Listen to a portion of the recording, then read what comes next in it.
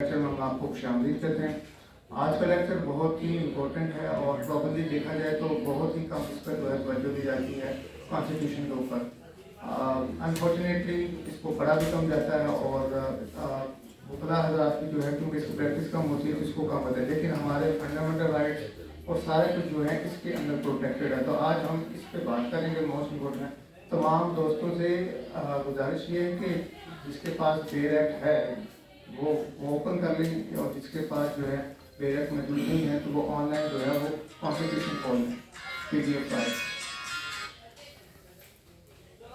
जिनके पास बुक्स है तो वो बुक्स को ओपन कर लें और जिनके पास ऑनलाइन जो है वो PDF से ओपन कर लें ताकि हम इसकी रीडिंग करें तो आप उसके साथ साथ पढ़ें।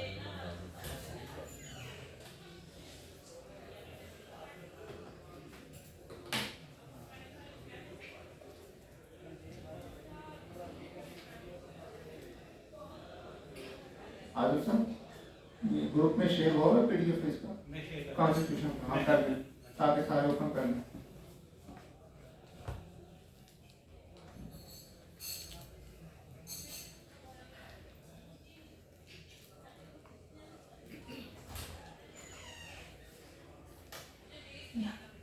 जी किस किस का ओपन हो गया है? ओपन हो गया कॉन्स्टिट्यूशन ग्रुप में शेयर नहीं होगा। अच्छा बेसिकली इतनी देर में जो है ये कॉन्स्टिट्यूशन शेयर होता है। मैं आपको बेसिकली इसका थोड़ा सा बता देता हूँ। इसमें 10 नंबर जो है इसकी मार्किंग है और इसमें फंडामेंटल राइट्स जो है वो इसके सिलेबस के अंदर है। प्रीएम्बल हमारा सिलेबस का हिस्सा है, फिर जुडिकेटर जो है वो हिस्सा है और इसके अलावा जो पार्लियामेंट का जो हिस्सा है कॉन्स्टिट्यूशन वो है। बेसिकली आर्टिकल 280 आर्टिकल हैं इसमें, 7 शेड्यूल है इसमें, 2 रिपीट हो चुके हैं, 5 अभी तक जो इनएक्ट हैं। तो हमारी जो टोटल बनती है मैं उसका जो ओवरव्यू ताकि हम उसी को पढ़ेंगे, इसके लिए आप नहीं पढ़ेंगे।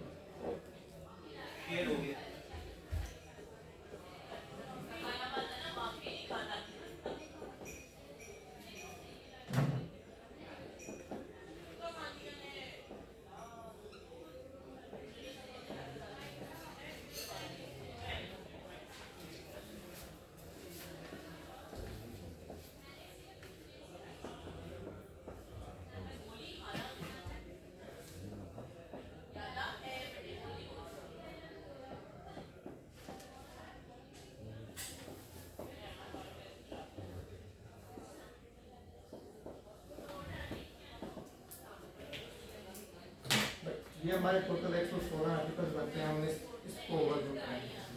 इसमें ये 140 आर्टिकल, 50 रेटिंग है, फिर 132 इसके अलावा हाँ और प्रीएम्बल भी हमारे इसमें मौजूद है।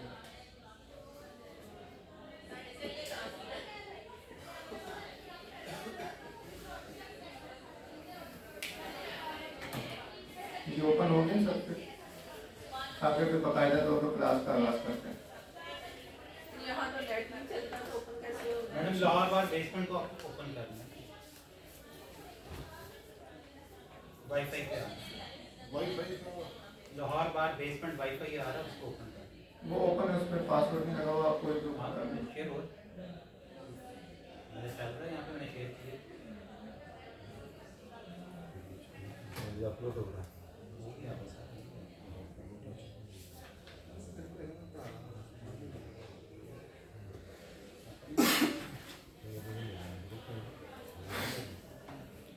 आज हम लोग कर दीजिए। हाँ मेरी तरफ से हो गया। हाँ क्योंकि इसकी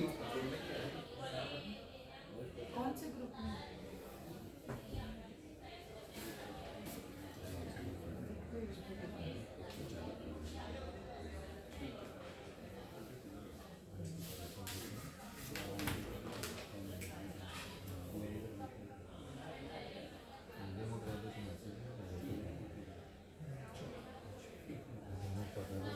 ठीक है, लेक्चर का हम बाकायदा आगाज करते हैं।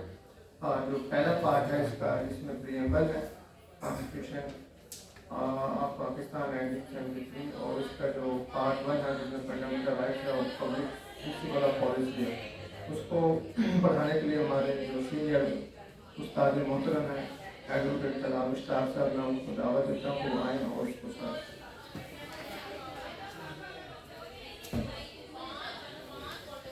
बिस्मिल्लाहिर्रहमानिर्रहीम। बहुत शुक्रिया आप सब।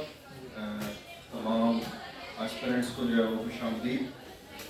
آج ہماری سیکنڈ جو ہے وہ ایک دوسرے کے ساتھ کنورسیشن ہے اور آج جو ہے وہ ہم کانسٹیٹیوشن آف پاکستان کو ڈسکس کریں گے. Basically constitution is the supreme law of land. کسی بھی ملک میں کسی بھی ریاست کے اندر جو سب سے بڑا قانون اس ملک کا امپلیمنٹ ہوتا ہے، جس سسٹم کے تحت، جس نظام کے تحت اس ریاست کی مشینری کو چلایا جا رہا ہوتا ہے، اس کو کانسٹیٹیوشن کا نام دیا جاتا ہے. ٹھیک ہے.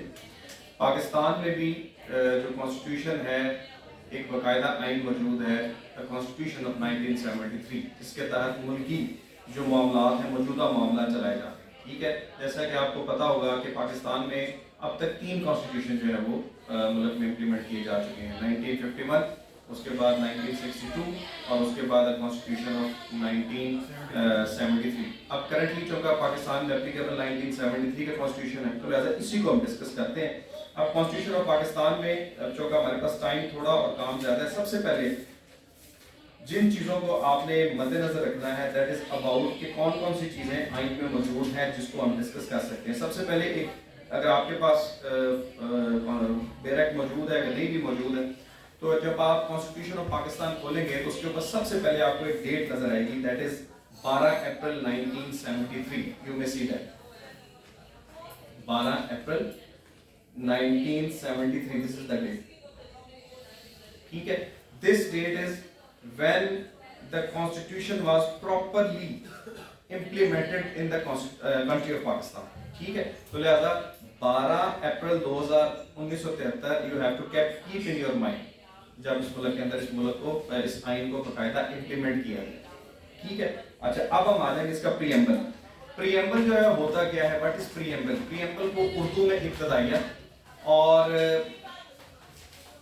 یا انگلش میں اس کو آپ انٹروڈکٹری نوٹ بھی کہتے ہیں. یعنی کہ جو کتاب ہم پڑھنے کے لیے جا رہے ہیں، جو کتاب ہم پڑھیں گے، اس کتاب کے اندر کیا کیا کچھ موجود ہے، اس میں کیا کیا چیزیں جو ہیں وہ بتائی گئی ہیں، وہ سارا کچھ پریمبل میں بتایا جاتا ہے. ٹھیک ہے. اب اس کا جو پریمبل کا جو پہلا حصہ ہے اس کو تھوڑا سا میں ریڈ آؤٹ کروں گا تو آپ کو آئیڈیا ہوتا چلا جائے گا اس کے پریمبل میں کیا کیا چیزیں بتائی گئی ہیں. اب ان چیزوں کے متعلق کوئی نہ کوئی ایک آدھ کوشچن پوچھا جا سکتا ہے.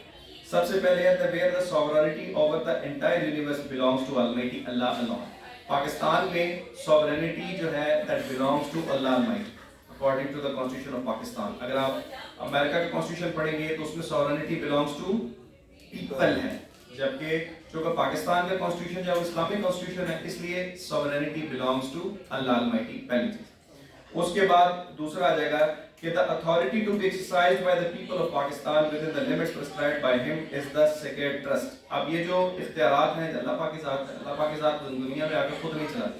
اس کو نظام چلانے کے لیے اس نے ایک سسٹم چلایا ہے. دنیا کا نظام چلانے کے لیے سسٹم کیا ہے کہ دنیا میں کچھ افراد کو منتخب کیا جن کو وہ اختیارات اللہ کی طرف سے تفویض کیے گئے ہیں. یہ ہمارا ایمان ہے اس چیز پہ کہ وہ اختیارات اللہ کی طرف سے تفویض کیے گئے ہیں. اب وہ اختیارات کو استعمال کریں گے اس آئین کے مطابق. جو ہمارے حکمران ہوں گے وہ اپنے جو اختیارات تفویض کیے گئے ہیں وہ اس آئین کے مطابق ان اختیارات کو استعمال کریں گے ایک مقدس امانت کے طور پر. ٹھیک ہے. پھر اس کے بعد آگے ہے and whereas the will of the people of Pakistan establish an order. اب جو بھی احکامات، جو بھی حکم، جو بھی قوانین بنائے جائیں گے اس میں لوگوں کی مرضی کو مد نظر رکھا جائے گا. ٹھیک ہے. یہ بھی ایک امپورٹنٹ پوائنٹ ہے. پھر اس کے بعد the state shall exercise its power and authority through chosen representatives of the people. Representatives of the people کون ہوں گے؟ لوگوں کے حکمران پاکستان میں کون ہوں گے؟ chosen representative of the people، جن کو لوگ انتخابات میں منتخب کر کے اپنے حکمران منتخب کریں گے. جیسے ریسنٹلی آپ نے دیکھا اور بات ہے اس پہ ڈیبیٹیبل ایشو ہے کہ وہ منتخب تھے، ہیں نہیں ہیں، اٹ از another issue. لیکن اپیرنٹلی جن کو لوگوں نے ووٹ دیا ان کی میجورٹی ایوان میں جن کے پاس ہوگی ان کو جو ہے وہ منتخب نمائندے تصور کیا جاتا ہے اور پوری پارٹی جو وننگ پارٹی ہے وہ اپنی گورنمنٹ تشکیل دیتی ہے اور ملک میں نظام چلتا ہے. ٹھیک ہے. پھر اس کے بعد پرنسپلز آف ڈیموکریسی. اب کون کون سے پرنسپلز ہیں جن کا ذکر کانسٹیٹیوشن میں موجود ہے؟ یہ تھوڑے سے پرنسپلز آپ کو ذہن میں رکھیے. Democracy, freedom, equality, tolerance, social justice and enunciated by Islam. یہ وہ سارے احکامات ہیں جو قرآن کے حکم کے ذریعے ہم تک پہنچے. تو یہ بھی آئین کا حصہ ہوں گے. آنے والے قوانین میں ان کو بھی آبزرو کیا جائے گا جتنے بھی قوانین بنائے جائیں گے. پھر wherein the Muslims shall enable their orders, lives and according to collectively and individually spares in accordance with the teaching and the requirements of Islam. रियासत जो है ये बेसिकली ये वो प्रीएम्बल के अंदर ये वो चीज़ें बताई गई हैं जो इन फ्यूचर जितनी भी हमारी पार्लियामेंट आएंगी, जितने भी कानून साज इदारे बन के आएंगे, पार्लियामेंट के मेंबरान होंगे जो कानून साजी करेंगे, इन चीज़ों को मद्देनजर रख के करेंगे। ठीक है कि जितने भी अपना कवानीन बनाए जाएंगे पाकिस्तान के अंदर, उनको इस तरह का बनाया जाएगा कि लोग इज्तिमाई और इंफरादी तौर पर अपनी ज़िंदगी इस्लाम के सुन्नों के मुताबिक गुजार सकते हैं। This is the part of constitution. ये फ्रेज देके नीचे ये पूछा जा सकता है, is it the part of constitution और not? Ji we must have non, ये पार्ट आइन का हिस्सा है। Where adequate provision shall be made for the minority freely and profess and practice their religious and develop their culture. फिर minorities के लिए जो कानून बनाए जाएंगे वो भी उनको अपने मज़हब के मुताबिक ज़िंदगी गुजारने की आज़ादी होगी। ये भी प्रीएम्बल में जिक्र किया गया है, ये सारी चीज़ें प्रीएम्बल में बताई गई हैं। ठीक है, फिर उसके बाद फिर territories include or in accession with the Pakistan such territories as may hereafter included or accede to Pakistan shall form a federation. जो भी इदारे, जो भी रियासतें, जो भी हिस्सा, मुल्क का कोई हिस्सा जो पाकिस्तान में शामिल होगा या इस वक्त जो पाकिस्तान में शामिल हो गया है या इन फ्यूचर में कभी पाकिस्तान के साथ जम होगा तो वो फेडरेशन का हिस्सा होगा। Pakistan will be a federal state. Federal और कन्फेडरेशन दो चीजें हैं, फेडरेशन और कन्फेडरेशन दो चीजें ज़हन में रखनी है। फेडरेशन में जो वफाक होता है वो ताकतवर होता है, सूबे अलग नहीं हो सकते। कॉन्फेडरेशन में जो वफाक है वो कमजोर होता है। ठीक है, अमेरिका जो था that was a confederation in past, पहले कॉन्फेडरेशन था, 50 रियासतें जब बाद में शामिल होती गई, वो अपनी मर्जी से शामिल होती थी, वो अपनी मर्जी से उस कॉन्फेडरेशन से अलग भी हो सकती। लेकिन जब कोई मुल्क फेडरेशन में कन्वर्ट हो जाता है, उसमें जो रियासत या सूबा उस मुल्क का हिस्सा बनता है उससे अलग नहीं हो सकता। ठीक है, तो लिहाजा Pakistan is a federation, federal state. ठीक है, फिर उसके बाद guaranteed fundamental rights are guaranteed by the constitution. ये भी फंडामेंटल राइट्स हैं, ये आइन में बताए गए हैं कौन कौन से हैं, वो भी हम आगे देखेंगे, भी आज डिस्कस भी करेंगे। ये जो फंडामेंटल राइट्स हैं वो बुनियादी हकूक हैं जो आइन में दिए गए हैं, जो किसी भी हालत में इनको सस्पेंड नहीं किया जा सकता, इनको ख़त्म नहीं किया जा सकता। अगर कोई ख़त्म करने की कोशिश करेगा तो वो अमल गैर कानूनी और गैर आइनी करार पाएगा। जब कोई काम गैर आइनी होता है तो आर्टिकल 6 पढ़ेंगे उसमें क्या होता है। फिर उसके बाद आ जाता है independence of judiciary shall be fully secured, कि अदलिया को एक आज़ाद इदारा बनाया गया। जो रियासत है उसके जो पिलर्स हैं उसमें कौन कौन से पिलर्स हैं, कोई बता सकेगा?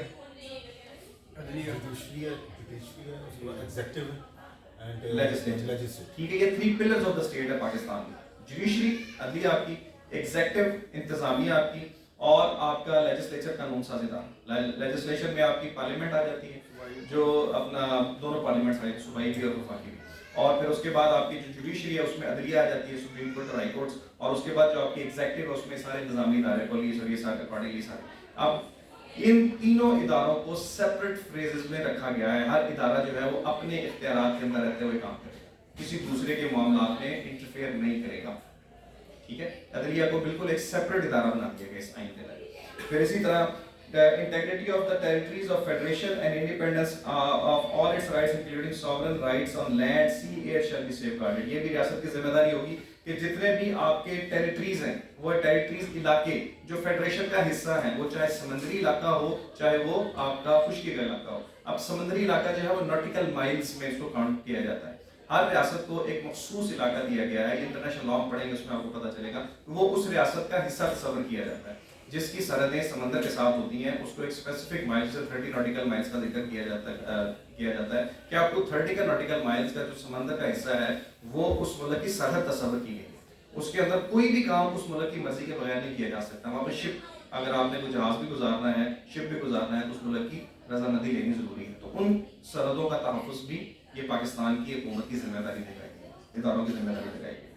फिर उसके बाद है कि now therefore the people of Pakistan conscious of our responsibility before Almighty Allah and men, कि ये हर जो पाकिस्तानी लोग हैं, अवाम हैं, ये भी आगाह हैं अपने ज़मीर से, अपनी हकायत से, अपनी जिम्मेदारियों से, और अपनी वो जिम्मेदारी जो उनके ज़मीर और उनके कानून ने उनको लागू की है उनसे आगाह होना, ये एक्सपेक्ट तवक्को की गई है कि जितने भी पाकिस्तानी लोग हैं वो अपने आइन से, कानून से, अपनी जिम्मेदारियों से आगाह रहेंगे। ठीक है, फिर उसके बाद आ जाता है जी फेथ आ गया। Faith to declaration made by the founder of Pakistan Quaid-e-Azam Mohammad Ali Jinnah that Pakistan would be democratic state and based on Islamic principles of social justice. और जो कायदे-ए-आज़म का कौल था कि पाकिस्तान को सबसे पहले जमहूरी रियासत बनाया जाएगा, जमहूरी निज़ाम टूटा फूटा ही सही, लगड़ा सही, लेकिन किसी न किसी तरीके से चलाया जा रहा है। اور دوسری چیز Islamic principles of social justice, کہ جو اسلامی نظام ہوگا، جو آپ کا معاشرتی نظام ہوگا، جو معاشرتی انصاف ہوگا، اس کی بنیاد اسلامی قانون کے اوپر ہوگی۔ اسی وجہ سے پاکستان میں آپ نے دیکھا ہوگا ضیاء دور کے بعد سے باقاعدہ جو ہے وہ حدود آرڈیننس پاکستان میں نہ صرف نافذ العمل ہے بلکہ اس پہ کبھی نہ کبھی قانون سازی بھی کیسز بھی چلتے ہیں۔ آپ نے کبھی وہ پولیس دیکھا ہو نا، کبھی وہ پکڑے گئے ہیں شراب بیچتے ہوئے، منشیات کرتے پکڑے گئے، تو اس میں جو ہے وہ اسلامک پرنسپلس کو جو ہے اس کے مطابق فالو کسی نہ کسی حد تک کیا جاتا ہے۔ ٹھیک ہو گیا۔ پھر اس کے بعد dedicated to preservation of democracy achieved by the unremitting struggle of the people against oppression and tyranny۔ جو کہ پاکستان کے لوگوں نے یہ جو آزادی حاصل کی ہے، یہ آزادی جو ہے وہ بہت زیادہ جبر، استبداد، ظلم کے تحت ان کے اوپر جو ظلم تھا اس چیز سے اپنے آپ کو ہٹا کے انہوں نے یہ آزادی حاصل کی ہے۔ تو لہٰذا جو ڈیموکریٹک اصول ہیں ان کو ہمیشہ فالو کیا جائے گا۔ ڈیموکریسی کا پرپز ہی کیا ہے؟ Government of the people, for the people, by the people. لوگ حکومت بنائیں گے، لوگوں کے ذریعے حکومت کی جائے گی اور لوگ خود حکمران۔ اس اصول کو جو ہے وہ آبزرو کیا جائے گا پاکستان میں۔ اب ہم باقاعدہ کانسٹیٹیوشن کی طرف آ جاتے ہیں۔ کانسٹیٹیوشن کا آرٹیکل 1 ہے جس میں پاکستان کی ریپبلک اینڈ ٹیریٹریز کا ذکر کیا گیا ہے۔ یعنی کہ اگر آپ سے شارٹ نوٹ آ جاتا ہے یا کوشچن آ جاتا ہے کہ in which article the territories of Pakistan have been defined بتایا گیا، تو آرٹیکل 1 ہے، ٹھیک ہے، جس میں بتا دیا گیا ہے کہ ٹیریٹریز آف پاکستان شال کمپرائز دا پروونس، جس میں ساتھ ساتھ میں اپڈیٹڈ بھی دیکھ لیتا ہوں، اس میں تو تبدیلی آگے وہ بھی ساتھ آ جائے گی۔ The provinces of Balochistan, Khyber Pakhtunkhwa and Punjab and Sindh, یہ 4 صوبے، ٹھیک ہے، 4 صوبوں کا ذکر کانسٹیٹیوشن کے اندر ابھی لیٹسٹ جو اس وقت امینڈمنٹ ہے اس کے مطابق 4 صوبے موجود ہیں، بلوچستان، خیبر پختونخوا، پنجاب اینڈ سندھ۔ اسلام آباد capital territory, here is referred as capital, federal capital کے نام سے جانا جائے گا، یعنی کہ جو اسلام آباد ہے that is another specific area of land جو کسی صوبے کا حصہ نہیں ہے، تو فیڈرل کیپٹل کے نام سے اس کو جانا جائے گا۔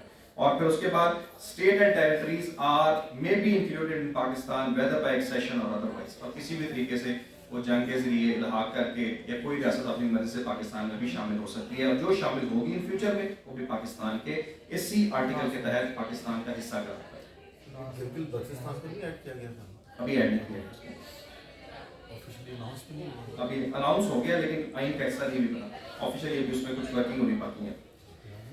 پھر اس کے بعد ہے مجلس شورا پارلیمنٹ میں be by law admitted to the federation new states or areas as condition. اب جتنے بھی جو نئی ریاستیں کوئی نیا قانون کا حصہ، زمین کا حصہ پاکستان کے ساتھ جو ایکسیس ہوتا ہے، وہ پارلیمنٹ اس کو پاکستان کا حصہ ڈکلیئر کرنے کی مجاز ہے۔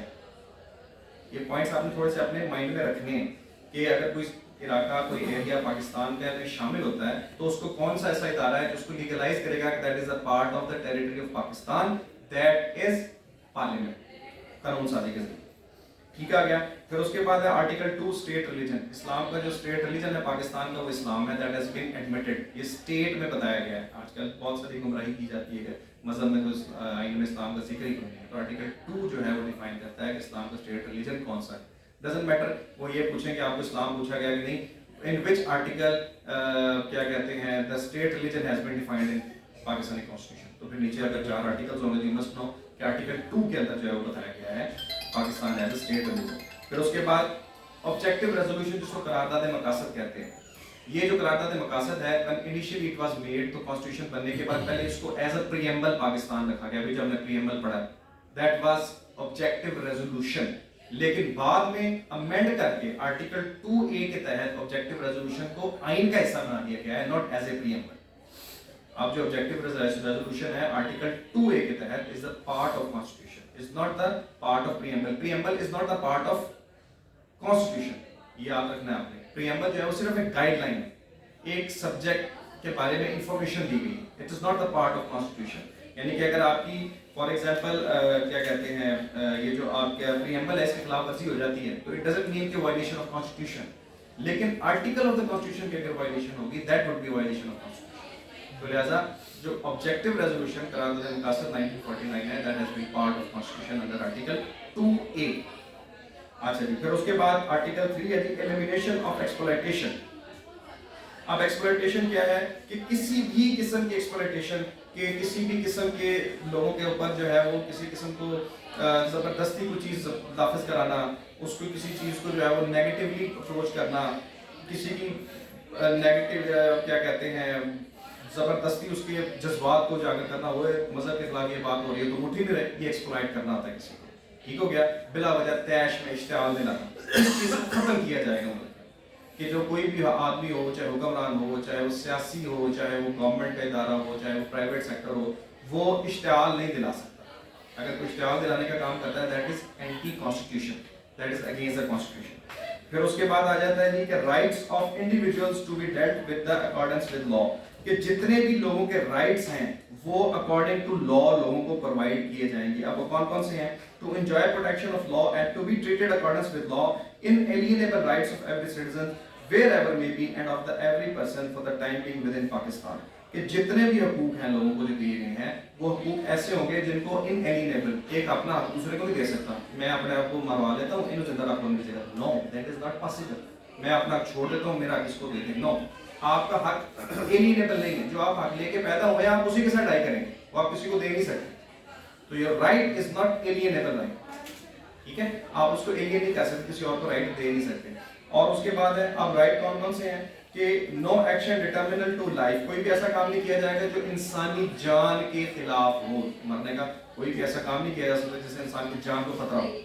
پاکستان میں کیے جاتے ہیں, فیکٹری کا ویسٹ اٹھا کے دریا میں ڈال دیا جاتا ہے, وہ پانی بعد میں لوگوں کو بغیر صاف کیے بھی پینے کے لیے مل جاتا ہے, مچھلیاں سے ریلی ہو جاتی ہیں. لیکن آئینی طور پر کوئی بھی ایسا کام نہیں کیا جا سکتا جو انسان کی زندگی, لبرٹی, اس کی آزادی, اس کی باڈی, اس کے انسان کی جو باڈی ہے, جسم, اس کے خلاف ہو, یعنی اس کو کوئی ضرورت پہنچتا ہو, اس سے نقصان پہنچتا ہو.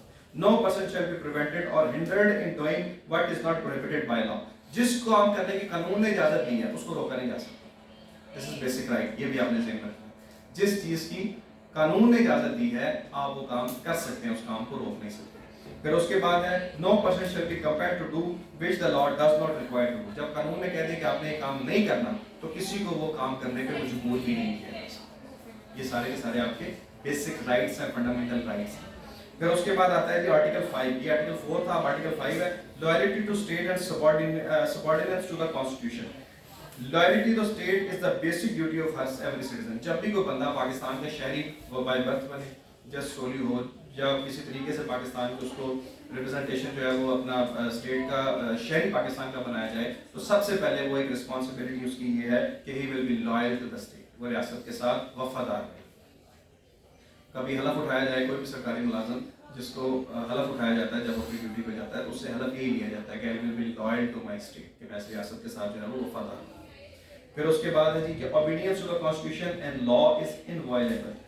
قانون کی جو obedience ہے اس میں کسی قسم کی پابندی نہیں لگائی جا سکتی. کسی کو یہ نہیں روک سکتے کہ آپ نے آئین کا قانون کی پابندی کرنی ہے. اس کو پابند تو کیا جا سکتا ہے لیکن یہ نہیں کہا جا سکتا کہ قانون کے وائلیشن کریں, آئین کو توڑ دیں. جس طرح بعض دفعہ ہوتا ہے کہ کسی جگہ پہ کھڑے ہو کے جو شیخ خطابت میں کہہ دیتے ہیں آج ہم قانون کی آئین کی خلاف ورزی کر دیں گے, فلاں کام کریں گے جو آئین کی خلاف ورزی ہوگا. That is not allowed by the constitution, that is not allowed by the constitution. Violation of constitution وہ زیادہ سیویئر ہے as compare to violation of law, کیونکہ سپریم لا کانسٹیٹیوشن ہے, باقی سارے لاؤ سے سبارڈینیٹ. پھر اس کے بعد ہے جی article 6 high treason.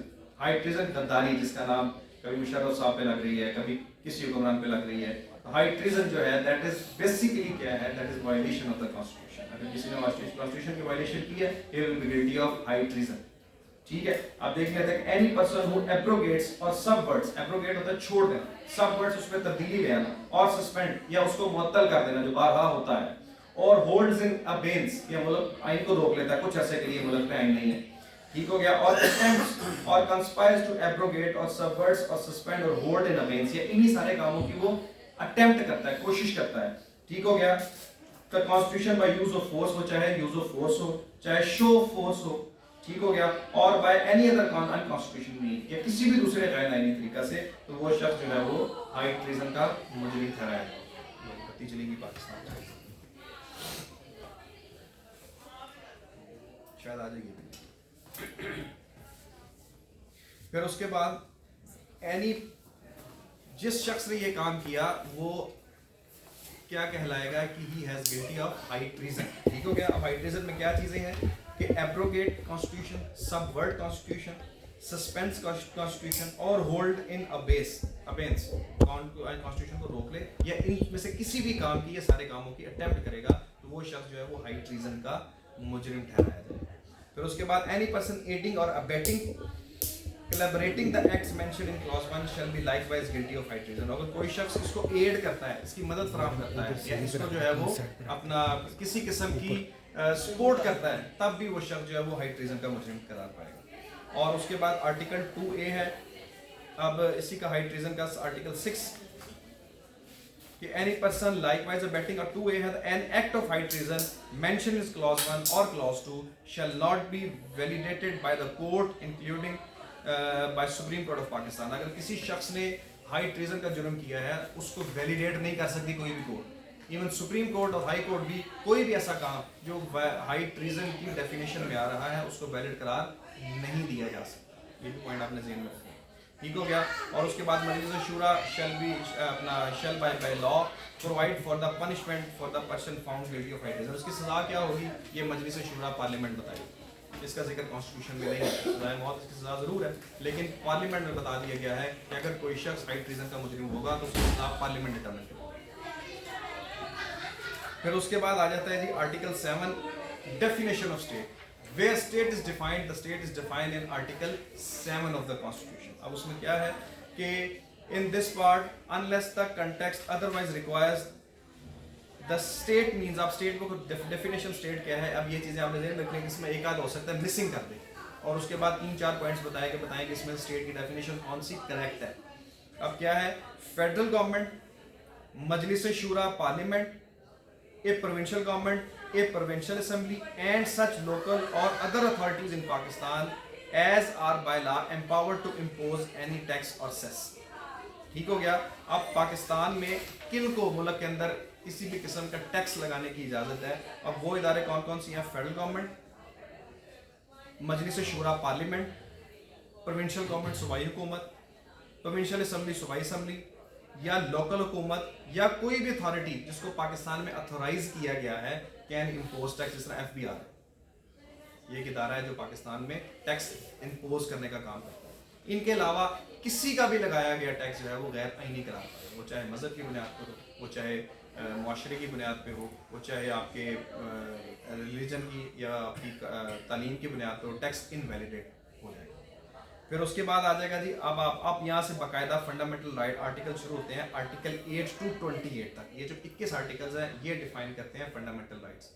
Article 8 to article 28 तक फंडामेंटल राइट्स डिफाइन किए गए हैं बाकायदा। ये कौन कौन से कॉन्स्टिट्यूशनल फंडामेंटल राइट्स हैं ये ज़हन में रखना है। आर्टिकल 8 से लेकर आर्टिकल 28 तक 21 आर्टिकल्स आएंगे। सबसे पहला है जी कि लॉज इनकंसिस्टेंट और विद और इन derogation of the fundamental rights be void. कोई भी ऐसा कानून बनाया जाएगा जो फंडामेंटल राइट्स की खिलाफ वर्जी करता होगा वो वाइड है। पहली चीज, कोई भी कानून जो पार्लियामेंट बताए, चाहे वो सुप्रीम कोर्ट के किसी फैसले के जरिए बने, चाहे हाई कोर्ट के किसी फैसले के जरिए बने, अगर वो ह्यूमन राइट्स की खिलाफ वर्जी करता है, फंडामेंटल राइट्स की खिलाफ वर्जी करता है, not human rights, fundamental rights की खिलाफ वर्जी करता है, तो वो पाकिस्तान में इनवैलिड कानून होगा, उसकी कोई इम्प्लीमेंटेशन नहीं हो सकती, उसको गैर आईनी और गलत काम करार दिया जाए। फिर उसके बाद है जी आर्टिकल 9 है सिक्योरिटी ऑफ पर्सन, शख्स की हिफाजत, ये भी बेसिक राइट है कि no person shall be deprived of life और liberty save in accordance with law.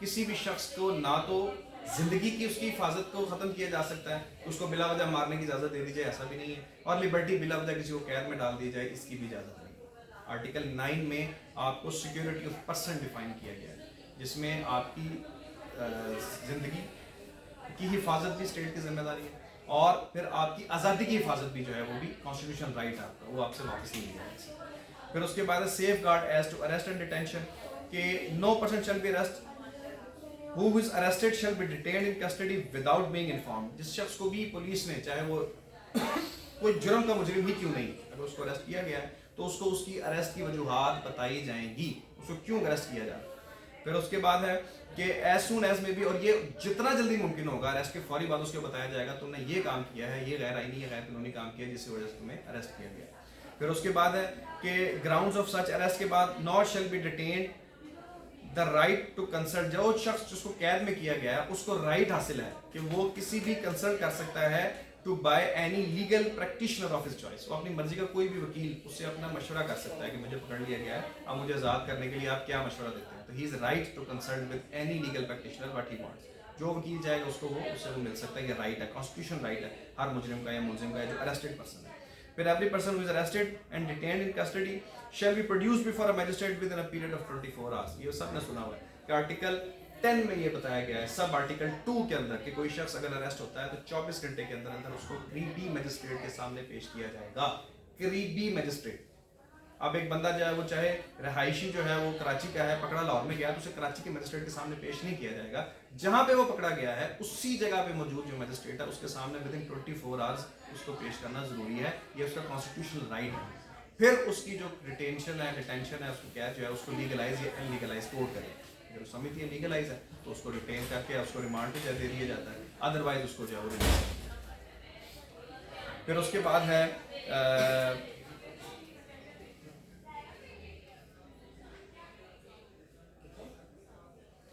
پھر کوئی بھی ایسا قانون نہیں بنایا جا سکتا جس میں کسی شخص کو قید کیا گیا ہو for the prevention of the country. ملک کی حالات کو خراب کرنے کا ذمہ دار ہے اگر وہ شخص, جسے پریونٹیو ڈیٹینشن کہتے ہیں.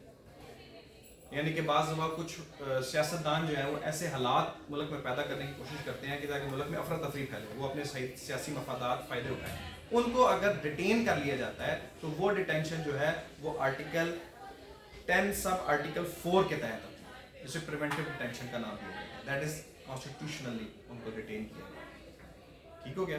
پھر اس کے بعد آتا ہے جی اپنا that is right fair trial. Article 10A define کرتا ہے فیئر ٹرائل. فیئر ٹرائل کا پرپس کیا ہے کہ to determination of civil rights and obligations of in any criminal charge against him, a person shall be entitled a fair trial and due process. اب کوئی بھی شخص جس کو اریسٹ کیا گیا ہے اس کے خلاف کوئی قانونی چارج ہے, کوئی الزام ہے, تو اس کو فیئر ٹرائل کے تحت اسے سزا سنائی جائے گی. یہ نہیں اسے پکڑا جائے گا فوری طور پر اس کو پھانسی کے پھندے پہ لٹکانے اس نے قتل کیا مار. نو, اس کے لیے فیئر ٹرائل کا ایک پروسیس ہے جس میں اس کا جرم جو ہے وہ ثابت ہوگا تب اس کو سزا ہوگی, ادروائز نہیں. تو article 10A is about fair trial. پھر اس کے بعد ہے article 11 about slavery and forced labours. Pakistan میں slavery and forced labours have been prohibited, منع کر دیا گیا. نہ سلیوری کسی کو اجازت ہے کہ وہ سلیوری کرا سکتا ہے, جسے غلامی کہا جاتا ہے, جسے اسلام کا ایک کانسیپٹ رہا ہے صحابہ کرام کے دور تک, وہ بھی ختم.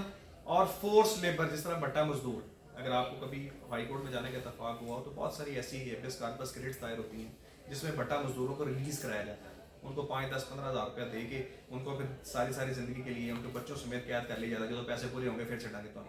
یہ right against the constitution of Pakistan ہے. آپ کسی شخص کو خرید نہیں سکتے. You don't have right to purchase any persons اپنا رائٹ ٹو فریڈم. اس کی جو آزادی ہے وہ پیسوں کے بس خریدی نہیں جا سکتی. اگر کوئی ایسا کام کرتا ہے دیٹ از اگین اپنا اگینسٹ ان کانسٹیٹیوشنل ایکٹ جو ہے وہ کہلائے گا, اگینسٹ دا کانسٹیٹیوشن کہلائے گا. پھر اس کے بعد پروٹیکشن اگینسٹ ریٹروسپیکٹیو پنشمنٹ. ریٹروسپیکٹیو پنشمنٹ یہ ہے کہ ایک شخص کو ایک جرم کی ایک سزا ہو سکتی ہے, ناٹ مور دین 1. ٹھیک ہے. اب اس میں کیا ہے کہ law shall authorize punish of a person for more act or omission that was punishable by law at the time of the act or omission. ایک بندے نے ایک جرم کیا, جب اس نے جرم کیا اس وقت وہ جرم لاء کے مطابق جرم تھا ہی نہیں, بعد میں قانون نے پارلیمنٹ کر کے اس کو جرم قرار دے دیا. تو لہٰذا ایک دفعہ جب اس بندے نے جرم کر لیا, اس وقت جب جرم کی سزا نہیں تھی تو اس کو دوبارہ اس جرم میں نہیں پکڑا جا سکتا. ٹھیک ہے. مثال کے طور پر ایک بندہ کسی کو چیز چھین کے بھاگا ہے. حضرت عمر رضی اللہ تعالیٰ عنہ کے دور میں جب قحط پیدا ہوا تھا, قحط بن گیا تھا, تو اس وقت چوری کی سزا جو تھی وہ معطل کر دی گئی تھی, معاف کر دی گئی تھی. ٹھیک ہے. تاکہ حضرت عمر رضی اللہ تعالیٰ عنہ بڑے سخت حکمران تھے, کسی قسم کا وہ رعایت نہیں کرتے تھے. چوری کی سزا اس وقت ہاتھ کاٹنا تھی. اب جس دور میں وہ سزا معطل تھی, اس دور میں اگر کوئی چوری کرتا ہے, وہ چاہے چھوٹی کرتا ہے چاہے بڑی کرتا ہے, بعد میں سزا بحال ہو گئی, تو اس وقت جب اس نے جرم کیا, جب سزا معطل تھی, وہ سزا جو ہے وہ اب نئے قانون کے تحت اس کو سزا نہیں دی جا سکتی. ریٹروسپیکٹیو پنشمنٹ جو ہے وہ نہیں ہو سکتی. پرسپیکٹیو ایفیکٹ ہوتا ہے ہمیشہ قانون کا, ریٹروسپیکٹیو ایفیکٹ نہیں ہوتا. جس دن قانون بنا اس سے نیکسٹ جتنے بھی لاء چلیں گے, قوانین ہو گئے, عمل ہوگا, اس کے اوپر قانون لاگو ہوگا. اس ڈیٹ سے پہلے کا جو ایفیکٹ ہے وہ جرم کیا گیا جرم نہیں کہلائے گا.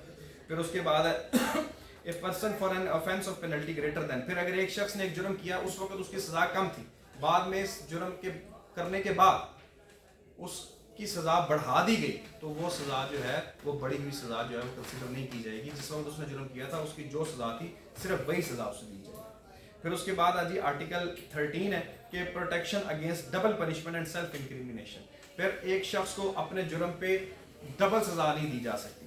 مثلا ایک بندے نے ایک جرم کیا ایک دفعہ, اس کو ایک دفعہ سزا ہو گئی, بعد میں پتہ چلا کہ نہیں اس نے تو اس وقت جرم جو ہے وہ زیادہ کیا تھا. فار ایگزامپل 10,000 روپے تک کی چوری جو ہے اس کے لیے سمری ٹرائل ہے. سمری ٹرائل میں سزا میکسیمم 6 منتھس تک ہے, ویسے اس کی چوری کی سزا 3 سال ہے. بعد میں پتہ چلتا ہے کہ اس نے 10,000 نہیں, اس نے تو 2 لاکھ چوری کیا تھا. تو اب اس کو اگر وہ 6 ماہ کی سزا مل چکی ہے تو اب وہ 2 سال کی سزا اس کو دوبارہ نہیں دی جا سکتی. دس از انکانسٹیٹیوشنل. ٹھیک ہو گیا. دس از اگینسٹ ڈبل پنشمنٹ. اگر اس کو دوبارہ سزا دی جاتی ہے تو ڈبل پنشمنٹ کے زمرے میں آئے گی, وچ از انکانسٹیٹیوشنل. پھر اس کے بعد ہے کہ شال اکیوز اینڈ اوفینس شال بی کمپیلڈ. کسی شخص کو مجبور نہیں کیا جا سکتا کہ وہ اپنا جرم قبول کرے. یہ بھی کانسٹیٹیوشن کے اگینسٹ ہے. اگر کوئی شخص کسی کو پولیس والے مار کے زبردستی اس کو لکھوا لیتے ہیں اقبال جرم, پولیس والے کروا لیتے ہیں, لکھ لیتے ہیں, تو اس کا جو کیا گیا اقبال جرم ہے اس کی کوئی قانونی ویلیو نہیں ہے, اس پہ سزا نہیں ہو سکتی. پھر اس کے بعد ہے inviolability of dignity of man. Article 14 میں ہے کہ انسان کی عزت جو ہے اس پہ کسی قسم کی مداخلت نہیں کی جا سکتی, کسی قسم کا وار نہیں کیا جا سکتا, نہ اس کے اگینسٹ ڈگنیٹی آف مین کے خلاف کوئی قانون بن سکتا ہے, نہ ہی کوئی ایکٹ جو ہے وہ کیا جا سکتا ہے, وہ بھی انکانسٹیٹیوشنل. پھر اس کے بعد فریڈم آف موومنٹ ہے کہ every citizen have to freedom to move with in the territory of Pakistan. جو پاکستان کا شہری ہے وہ پاکستان کے کسی بھی علاقے میں کسی بھی جگہ پہ جا بھی سکتا ہے, وہاں پہ وہ ٹھہر بھی سکتا ہے, وہاں پہ وہ رہائش بھی رہ سکتا ہے, وہ کاروبار بھی کر سکتا ہے, سوائے کچھ ایسے علاقوں کے جو for the purpose of security defence of Pakistan کی وجہ سے کچھ علاقے جو ہیں ممنوع ہوتے ہیں. جس طرح ہمارے ایٹمی جو ساسوں کی جگہ ہیں وہاں پہ آپ کو جانے کی اجازت نہیں ہوتی, لیکن بقیہ ہر جگہ پہ آپ جا سکتے ہیں. جہاں پہ پبلک پلیس ہے اس میں ایکسیس ہر شخص کو. اور فریڈم اس کے بعد آرٹیکل 16 ہے فریڈم آف اسمبلی, کہ کوئی بھی شخص جو ہے وہ اپنی اسمبل ہو سکتے ہیں پیسفل پروٹیسٹ کے لیے, پیسفل پرپسز کے لیے. 5 یا 5 زیادہ افراد کسی بھی جگہ اکٹھے ہوتے ہیں تو وہ غیر وہ پہلے. پھر اس کے بعد فریڈم آف ایسوسیشن ہے. ایوری شخص کے پاس حق حاصل ہے وہ کسی بھی پولیٹیکل پارٹی کا حصہ بن جائے, وہ چاہے اپنی پولیٹیکل پارٹی بنا لے, کسی بھی پارٹی کے اندر اپنا جو ہے وہ ممبر بن جائے, اس پہ کسی قسم کی آئینی طور پر قدغن نہیں لگائی جا سکتی. پھر اس کے بعد آرٹیکل 18 ہے فریڈم آف ٹریڈ, بزنس اور پروفیشن. ہر شخص اپنی مرضی کا کاروبار کرنے کا حق رکھتا ہے, جو چاہے وہ ملازمت کرے, چاہے نوکری کرے, چاہے وہ اپنا کاروبار کرے, اس کو روکا نہیں جا سکتا. یہ بھی اگینسٹ کانسٹیٹیوشن کے لائق ہے. پھر اس کے بعد فریڈم آف اسپیچ آرٹیکل 19 کہ ہر شخص کو اپنی رائے کا اظہار حاصل ہے. آرٹیکل 19 میں یہ بتایا گیا ہے کہ اپنی رائے کا اظہار آپ کر سکتے ہیں وداؤٹ اینی فیئر, لیکن کوئی ایسی بات نہیں کریں گے جو اگینسٹ دا گلوری اور انٹیگریٹی آف پاکستان ہو یا against the glory of religion ہو. مذہب کے خلاف ہو وہ بات بھی نہیں کی جا سکتی, یا مذہبی اشتعال انگیز بات ہو ایسی نہیں کی جا سکتی.